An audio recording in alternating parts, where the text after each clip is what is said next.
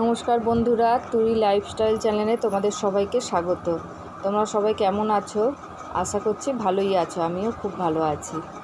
ভিডিওটা দেখতে থাকো আর আমার পাশে থেকো।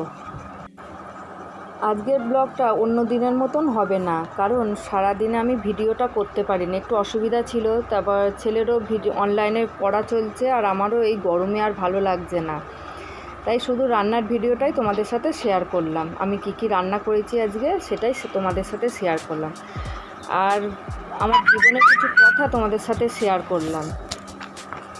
যখন আমাকে প্রথম আমার শ্বশুর শাশুড়ি দেখতে গিয়েছিল, তখন বলেছিল যে গিয়ে তোমায় কোনো কাজ করতে হবে না।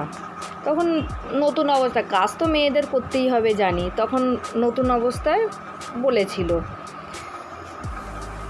শুধু আমার একটু হাতে হাতে কাজ করলেই হবে। তারপর বিয়েটা হলো, 1 বছর পর থেকেই দেখতে পাচ্ছি যে আস্তে আস্তে কাজগুলো সবই আমাকে করতে হচ্ছে। উনি আর কোনো করছে না, শিখিয়ে হয়তো দিয়েছে, 1 বছর আমাকে শিখিয়ে দিয়েছে, শিখিয়ে তারপর থেকে দেখছি উনি সরে যাচ্ছেন। জুতো সেলাই থেকে চণ্ডীপাঠ সবই আমাকেই করতে হচ্ছে। আর যদি একবার শুনতো যে আমি বাপের বাড়ি যাচ্ছি, তাহলে তখনই ওনার শরীর খারাপ হয়ে যেত।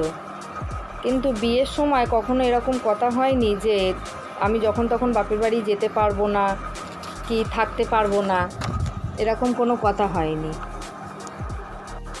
আবার কি বাপের বাড়ি এলেও পারমিশন নিয়ে তবে আসতে হবে, কারণ ওনাকে বলে জিজ্ঞেস করে তবে আসতে হবে যে আমি আজকে যাব কি যাব না।